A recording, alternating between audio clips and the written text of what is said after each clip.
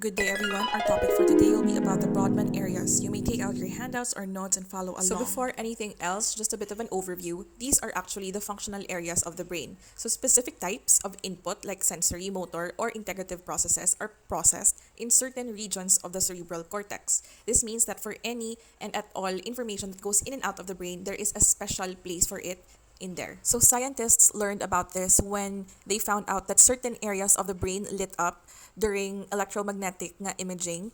So they corresponded that these certain portions of the brain do these certain functions. And thus, which is why each lobe of the brain has different functions and each of them have different Brodmann areas in their locations. So let's begin by talking about the frontal lobe. The first Brodmann area we have is Brodmann Area 4, also known as the precentral gyrus, the primary motor area, or the motor area. Its main function lies with contralateral voluntary muscle contraction, which is why if you have a stroke and Area 4 is affected, you're going to manifest with motor weakness or muscle weakness, either on the contralateral side of the body, including face, arms, and legs.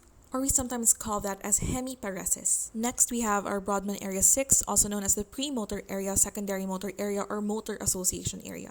So its function mainly lies with initiation, coordination, and motor planning, which is why if this area is affected, you're going to have akinesia, or that is the inability to initiate a movement, or idiomotor apraxia, wherein they are unable to properly sequence movements for simple tasks that usually do not involve thinking, like brushing your hair, for example.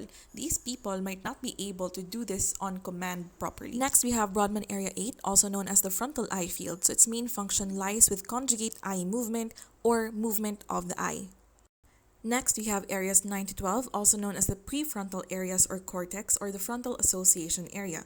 So its function mainly lies with intelligence, personality, and behavior of a person. Should this area be affected, then you might manifest with disinhibition, wherein a person cannot comply with social norms that is usually implied. One might also manifest with disexecution syndrome, which leads to problems with affect and social judgment. Next, we have areas 44 and 45, also known as Broca's area or the motor speech area. Its function lies with being able to form words. So speaking, creating speech, creating sound, creating words. Those are the functions of the motor speech area.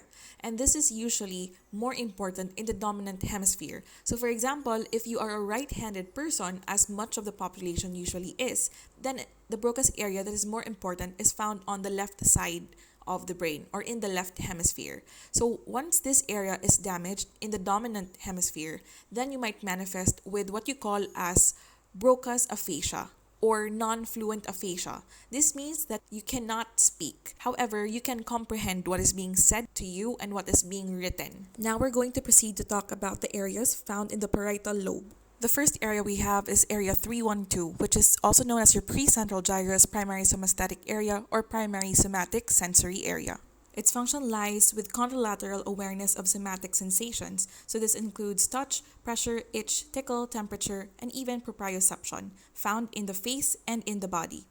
Damage to this area might cause contralateral loss of all those sensations, and you call that as contralateral hemianesthesia.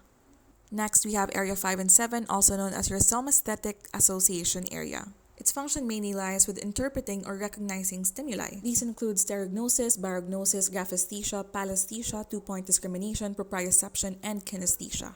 Damage to this area might cause a person not to be able to tell the difference between different types of objects just by touch. Next, we have area 39, also known as the angular gyrus, and its function lies with body image. So if you have a problem with area 39, you're going to manifest with Gerstmann syndrome, with a problem with right and left discrimination, finger agnosia, agraphia, and acalculia. Next, we have area 40, or your supramarginal gyrus, usually involved in motor planning as well. When you get a lesion to this area, you're going to manifest with idiomotor apraxia, or you might manifest with something known as your anosognosia or body neglect. Next, we have area 43, also known as your primary gustatory area, which functions for taste. So if you damage this area, you're going to lose your cortical function of tasting. Next, we're going to talk about areas in the occipital lobe. Starting off with area 17, also known as your primary visual area or primary visual cortex. Its main function lies with being able to become aware of the input coming in from your eyes allowing you to have your sense of sight. Damage to one area might cause contralateral homonymous hemianopsia, and damage to both area 17s on both hemispheres might cause cortical blindness. Next, we have Brodmann area 18 and 19, also known as your visual association areas or your secondary visual areas. Its function lies with being able to relate present and past experiences with your visual data. Damage to area 18 only might have a patient manifest with color agnosia, dyschromatopsia or color blindness, and alexia without agraphia. Damage to areas 18 and 19, on the other hand, will cause visual agnosia and prosopagnosia. And lastly, we're going to talk about the Brodmann areas in your temporal lobe. First, we have area 41 and 42, also known as your primary auditory area, being able to give you your function of hearing. Damage to area 41 only will cause contralateral partial deafness, and damage to both areas 41 and 42 will cause cortical deafness. Next, we have area 22, which is also known as your Wernicke's area or your sensory speech area. Its main function lies with being able to comprehend speech that is either spoken or written.